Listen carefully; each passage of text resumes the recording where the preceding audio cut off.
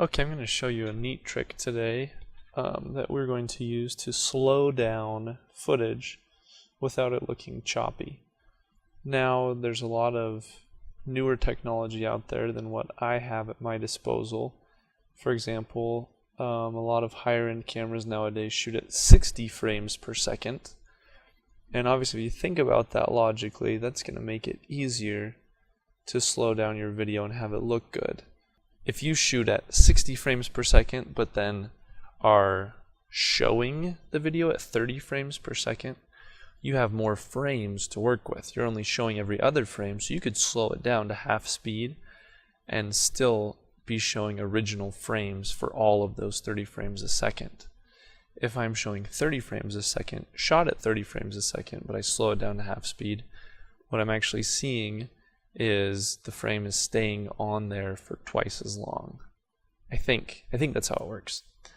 Anyway, it looks choppy, and let me try and show you that by going to this video of our adorable couple dancing. I'm going to take off the adjustment layer. Now, I've explained this part before, but we can change the speed in a couple of ways. One of them is by going into the effects control over here and going to speed. Another one is going to time remapping here and going to speed and dragging this bar down or up. A third way of doing this is by right clicking and then clicking on speed duration. And we can, let's say we wanted to go twice as fast, maintain audio pitch. There we go. And this one, if you notice, let me show you something neat about doing it that way. Listen to the yodeling in the background if you can hear it. Now, it is faster for sure, but the pitch was maintained because I picked that option, the maintain pitch option right there. Now let's do it another way. I'm going to go to my history, undo what I just did. Oh, that was me deleting the... Okay, now if I go to time remapping, and I do the same thing, I just drag this up to 200%. For one thing, as I've shown before, it's not going to change the audio. So if I play this again,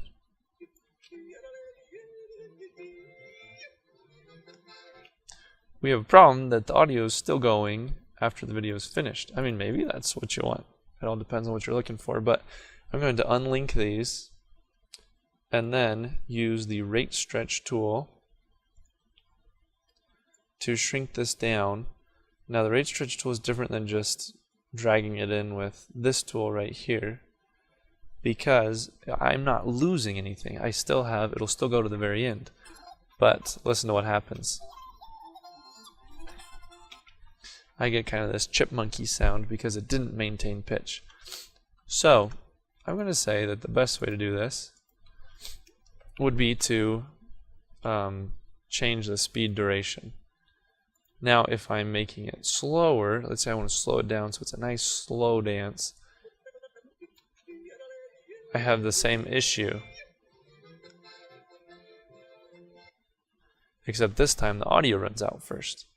Now I can do the same thing, unlink, rate stretch, but now what's going to happen if I'm stretching out the audio? It's going to sound even deeper.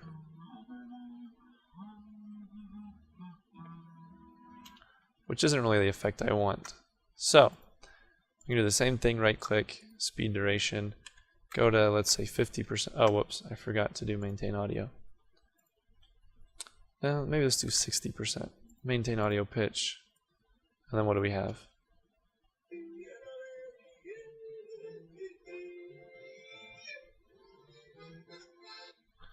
Now it still doesn't sound like really spectacular. Probably if you're changing that, you're not going to use the audio still. I'm going to slow this down even a little bit more because it's going to make what I'm doing next a little bit more obvious.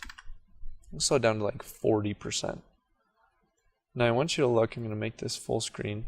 Oh, that's not going to work. I want you to watch how this is a little bit choppy. I mean, it's not terrible, but it's not the best. So there's a very simple trick we can do by going to right-clicking on the audio or on the video and going to replace with After Effects composition. Now this is, I will freely admit, the only trick I know how to do with After Effects. It's a very complicated software, but I feel like this one is worth doing. Now, unlike when you tell Premiere that you want to edit the audio in Audition, that's a pretty easy process. It just kind of opens a window for you, and there you go. With After Effects, it's a little bit trickier.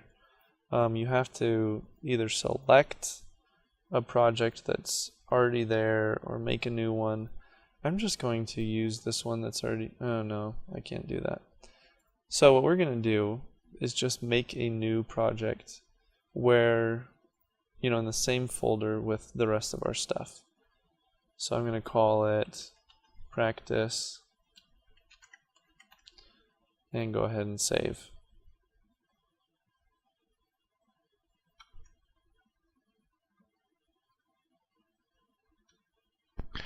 So once we have made a new After Effects, honestly I don't know if they call it a project, what they call it.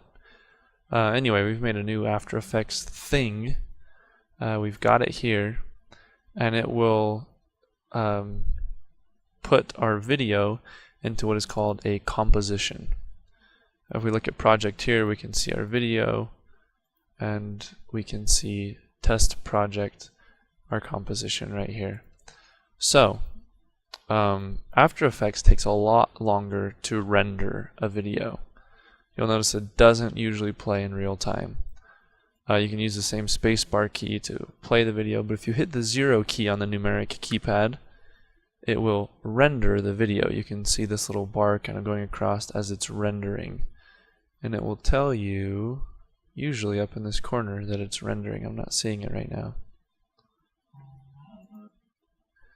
Anyway, it'll tell you that it's rendering.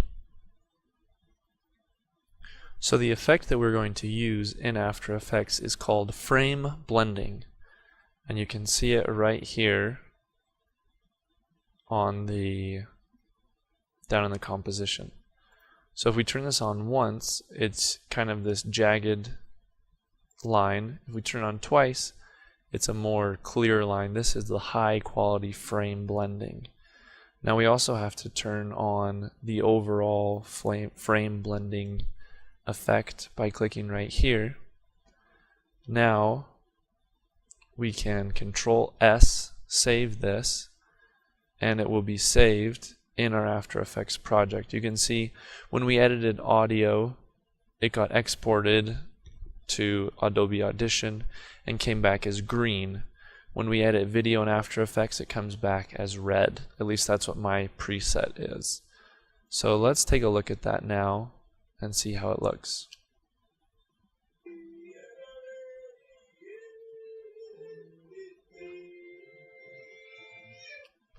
Alright, something I should have mentioned. Now that it's an After Effects composition that it's pulling, it is a lot bigger.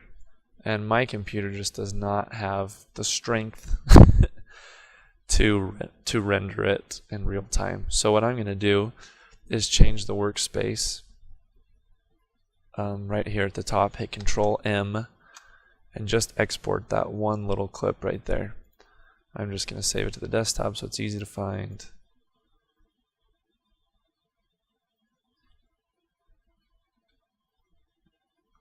Okay, so here's the video. It finished rendering or saving, exporting, and now I can look at it just in Windows Media Player.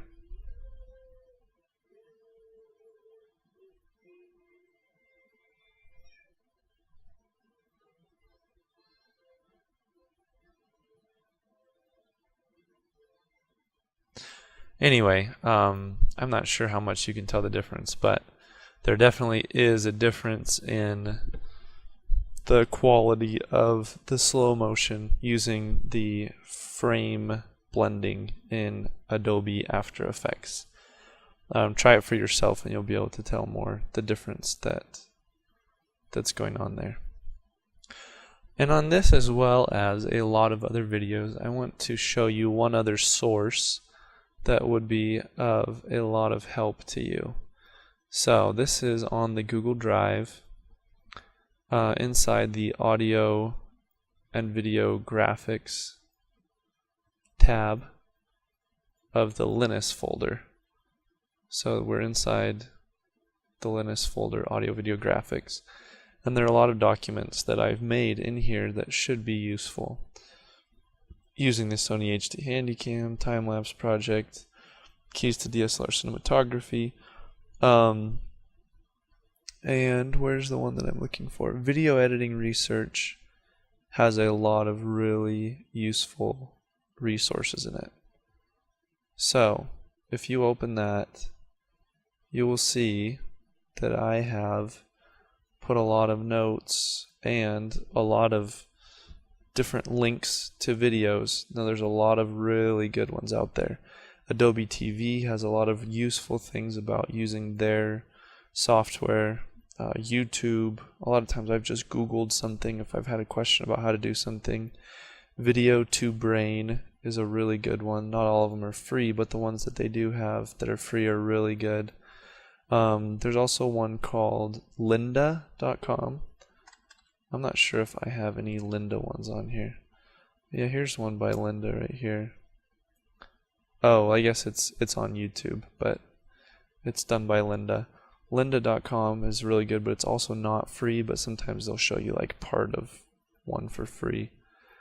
It's not super well organized, I'll be honest, because I started just kind of doing useful ones from Adobe TV and then just other useful videos, and then I decided to start organizing it by, okay, these ones are videos about After Effects, these ones are videos about Illustrator, these ones are videos about Photoshop, about Premiere. Anyway, that's supposed to have a C. So, for example, the one that we just did, I figured out how to do from this guy's video right here. No, I'm sorry, this guy's video right here. So use this resource, look at these videos, add to it, find some more really good videos that help out with all of this stuff, because it's useful to have this resource afterwards to go back to, and watching these videos and following step by step is really a good resource.